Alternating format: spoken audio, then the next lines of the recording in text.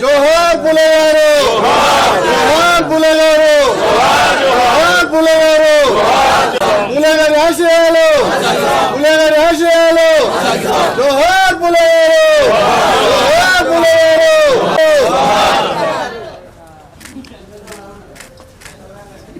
అందరూ వచ్చేస్తారు.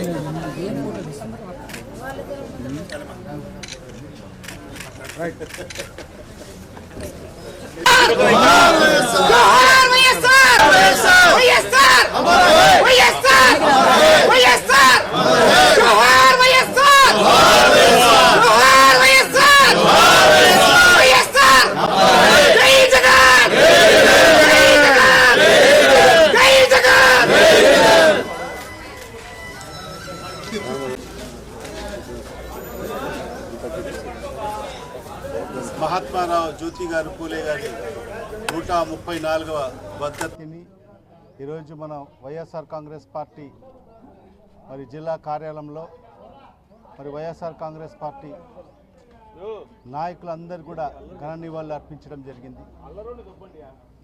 ప్రతి ఒక్కరు కూడా ఆయనకు ఆదర్శంగా తీసుకుని ముందుకెళ్లాల్సిన అవసరం ఉంది. మహాత్మా జ్యోతిరావు పూలే గారు తన జీవితాంతం ఎంతో శ్రమపడి మరి పేద కుటుంబంలో జీవించి మరి ఉన్నత శిఖరాలకు చేరడం జరిగింది. మరి అదేవిధంగా మహాత్మా జ్యోతిరావు పూలే గారు విద్యకు ఎక్కువ ప్రాధాన్యత ఇస్తూ మరి మొట్టమొదటి మరి స్కూల్ని కూడా ఆయన ప్రారంభించడం జరిగింది. మరి అలాంటి మహోన్నతమైన వ్యక్తి యొక్క ఆశయాలను మనం అందరం కూడా కొనసాగించాల్సిన అవసరం ఎంతైనా ఉంది. మరి ఆ దిశలోనే గతంలో ఆ మహానేత దివంగత ముఖ్యమంత్రి డాక్టర్ వైఎస్ రాజశేఖర రెడ్డి గారు కూడా జ్యోతిరావు పూలే గారి ఆశయాలను ముందుకు కొనసాగిస్తూ మరి ఆనాడు మరి అన్ని వర్గాల ప్రజలు కూడా చదువుకోవాలి, ఉన్నత చదువులు చదవాలని చెప్పి ఫీజు రియంబర్స్మెంట్ పథకాన్ని కూడా ప్రవేశపెట్టడం జరిగింది.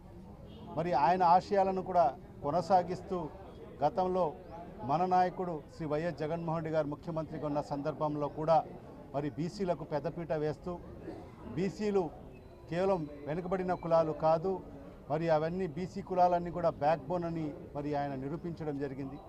మరి ప్రతి సందర్భంలో కూడా బీసీలకు పెద్దపీట వేయడం జరిగింది. కానీ ఇవాళ మరి ఈరోజు మన రాష్ట్రంలో మరి ఈరోజు కూటమి ప్రభుత్వం ఏర్పాటైన తర్వాత మనం చూస్తున్నాం. మరి ఈరోజు అన్ని వర్గాల ప్రజల్ని మరి అణగదొక్కే ప్రయత్నాలు ఈరోజు ముమ్మరంగా జరుగుతున్నాయి. మరి ఈరోజు ఈ ప్రభుత్వం గొప్పలు చెప్పుకుంటుంది, మంచి ప్రభుత్వం అని. మరి ఇదా మంచి ప్రభుత్వం?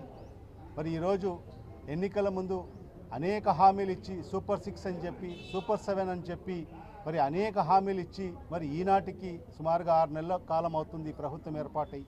ఈ 6 నెలలో ఒక్కటంటే ఒక్క కార్యక్రమాన్ని కూడా ఒక్క పథకాన్ని కూడా ప్రవేశపెట్టుకోకుండా మరి ఈరోజు మరి ప్రజలకు ఇచ్చిన హామీలన్నీ కూడా తొంగలో తొక్కి మరి ఈరోజు కేవలం వైఎస్ఆర్ కాంగ్రెస్ పార్టీ నాయకుల మీద కార్యకర్తల మీద మరి ఈరోజు అక్రమ కేసులు బనాయిస్తూ మరి ఈరోజు ఏదైతే ఒక భయానక వాతావరణం ఈరోజు ఈ రాష్ట్రంలో సృష్టించడం జరుగుతుంది. మరి ఈరోజు చూస్తే గతంలో మరి మన జగన్మోహన్ రెడ్డి గారు ముఖ్యమంత్రిగా ఉన్న సందర్భంలో మరి ఈరోజు అందరికి కూడా పెద్దపీట వేస్తూ మరి అదేవిధంగా విద్యకు, ఎందుకంటే మహాత్మా జ్యోతిరావు పూలే గారు మరి విద్యకు పెద్దపీట వేయడం జరిగింది. మరి ఆనాడు జగన్మోహన్ రెడ్డి గారు ముఖ్యమంత్రి ఉన్న సందర్భంలో ప్రతి పేదవాడు కూడా ఉన్నత చదువుకోవాలని చెప్పి మరి ఈరోజు ప్రభుత్వ బడులన్నీ కూడా నాడు నేడు ద్వారా మరి అన్నీ కూడా రీవ్యాంప్ చేయడం జరిగింది, అభివృద్ధి చేయడం జరిగింది. మరి మౌలిక సదుపాయాలు కల్పించడం జరిగింది. తద్వారా మనం చూసాం గత 5 ఏళ్ల కాలంలో ప్రభుత్వ బడుల్లో మరి అడ్మిషన్లు పెరిగిన పరిస్థితి, ప్రభుత్వ బడుల్లో అడ్మిషన్ కావాలంటే రికమెండేషన్లు చేయాల్సిన పరిస్థితి గత 5 ఏళ్ల కాలంలో జరిగిన పరిస్థితి మనం చూసాం. మరి అదేవిధంగా ఈ రాష్ట్రంలో ఈ 76 సంవత్సరాల స్వతంత్ర భారతదేశంలో మన రాష్ట్రంలో కేవలం 11 మెడికల్ కాలేజీలు ఉంటే గత 5 ఏళ్లలో మరి సుమారుగా 17 కొత్త కాలేజీలు, ప్రభుత్వ మెడికల్ కాలేజీలు తీసుకురావాలన్న ఉద్దేశంతో మరి అన్ని మౌలిక సదుపాయాలు కల్పిస్తూ మొదటి సంవత్సరంలో మరి 5 మెడికల్ కాలేజీలకు మరి పర్మిషన్లు కూడా తీసుకురావడం జరిగింది. మరి అదేవిధంగా మరి ఈరోజు చూస్తే ఈ ప్రభుత్వము మరి ఆ మెడికల్ కాలేజీలను ఏదైతే అనుమతి ఇచ్చినా కూడా మరి దాన్ని మేము నిర్వహించలేమని చెప్పి ఈ ప్రభుత్వం మరి లేఖ రాసి మరి దాన్ని క్యాన్సిల్ చేసిన పరిస్థితి మరి ఈ ప్రభుత్వానికి. అదే పులివెందుల మెడికల్ కాలేజ్కు సంబంధించి మరి ఎంసీఐ మరి 50 సీట్లకు మరి అడ్మిషన్స్ ఇస్తే మేము దాన్ని నిర్వహించలేమని చెప్పి మరి ఈ ప్రభుత్వం లేఖ రాసి ఆ వచ్చిన 50 సీట్లు కూడా మరి రాకుండా చేసిన ప్రభుత్వం మరి చంద్రబాబు నాయుడు గారి ప్రభుత్వం.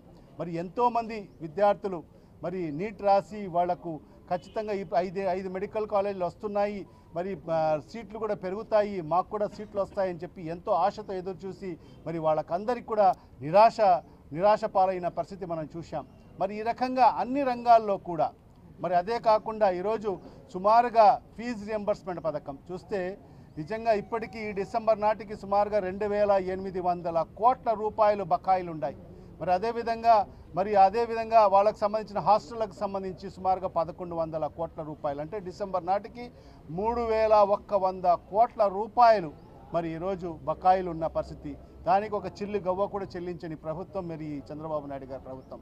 మరి అదేవిధంగా ఈరోజు ప్రతి కాలేజీల్లో కూడా వాళ్లకు ఫీజులు కడితేనే మీరు కాలేజీకి రండి అని చెప్పే పరిస్థితి ఈరోజు విద్యార్థులకు దాపరించిన పరిస్థితి మనం చూస్తున్నాం. మరి ఈరోజు ఏ ఒక్క పథకం కూడా ఏ ఒక్క చెప్పిన హామీ కూడా నెరవేర్చుకోకుండా కేవలం కాలయాపన చేసుకుంటూ మరి ఎప్పుడు మాట్లాడినా కూడా గత ప్రభుత్వం మరి ఈ 6 నెలల కాలంలో వాళ్ళు చేసింది ఏంటంటే గత ప్రభుత్వం మీద నిందలు వేయడం తప్ప మరి వాళ్ళు పరిపాలన చేసిన పరిస్థితి మరి ఈ 6 నెలల కాలంలో ఎక్కడ కనిపించిన పరిస్థితి. మరి ఈ రకంగా ఖచ్చితంగా ప్రజలందరూ కూడా గమనించాల్సిన అవసరం ఉంది. మరి గత 5 ఏళ్ల కాలంలో మరి జగన్మోహన్ రెడ్డి గారి ప్రభుత్వం ప్రజలకు ఏ రకంగా కులాలకు అతీతంగా, మతాలకు అతీతంగా, వర్గాలకు అతీతంగా, పార్టీలకు అతీతంగా సుమారుగా 2,75,000 కోట్ల రూపాయలు బటన్ నొక్కి పారదర్శకంగా ఎక్కడ అవినీతికి ఆస్కారం లేకోకుండా, మధ్యవర్తులు లేకుండా, దళారులు లేకోకుండా డైరెక్ట్గా బెనిఫిషరీ అకౌంట్కి వేసిన ప్రభుత్వం గత జగన్మోహన్ రెడ్డి గారి ప్రభుత్వం అయితే మరి ఈ 6 నెలల కాలంలో ఒక్క హామీ కూడా నెరవేర్చుకోకుండా మహిళలకు అన్యాయం చేయడం జరిగింది. మరి అదేవిధంగా ప్రతి ఇంటికి ఏదైతే ఉద్యోగాలు ఇస్తామని చెప్పారు, ఈనాటికి 6 నెలల కాలంలో ఒక్క ఉద్యోగం ఇవ్వలేదు. మరి ఈరోజు 3,000 రూపాయలు నిరుద్యోగ భృతి ఇస్తా అని చెప్పారు. మరి ఎక్కడ ఒక్కరికి నిరుద్యోగ భృతి ఇచ్చిన పరిస్థితి లేదు. మరి బడ్జెట్లో దానికి కేటాయింపులు కూడా చేసిన పరిస్థితి లేదు. స్వయంగా అసెంబ్లీ సాక్షిగానే మరి ఆ పథకం ఎక్కడ మేము చెప్పలేదని చెప్పినట్టుగా చెప్పడం జరిగింది. మరి అదేవిధంగా ఈరోజు అందరికి కూడా పూర్తిగా అన్యాయం చేస్తూ మరి ఈరోజు ఈ ప్రభుత్వం ముందుకెళ్తున్న పరిస్థితి. ఖచ్చితంగా వైఎస్ఆర్ కాంగ్రెస్ పార్టీ ఖచ్చితంగా ప్రజల పక్షాన నుండి పోరాటం చేయడం జరుగుతుంది. ఖచ్చితంగా ఏదైతే ఈ ప్రభుత్వం ఇచ్చిన హామీలన్నీ కూడా నెరవేర్చే విధంగా ఈ ప్రభుత్వం మెడలు వంచైనా మరి ఖచ్చితంగా సంక్షేమ పథకాలు అమలు చేసే విధంగా మరి వైఎస్ఆర్ కాంగ్రెస్ పార్టీ నాయకులు, శ్రేణులు కూడా అందరూ కూడా పోరాటాలు కూడా చేస్తామని చెప్పి కూడా ఈ సందర్భంగా తెలియజేసుకుంటూ మరి ఈరోజు మహాత్మా జ్యోతిరావు పూలే గారి మరి 134వ వర్ధంతి సందర్భంగా ప్రతి ఒక్కరు కూడా ఘన నివాళులు అర్పిస్తూ మరి రాబో రోజుల్లో ఆయన ఆశయ సాధన కోసం మనమందరం కూడా కృషి చేస్తామని చెప్పి కూడా ఈ సందర్భంగా తెలియజేసుకుంటూ సెలవు తీసుకుంటున్నాం.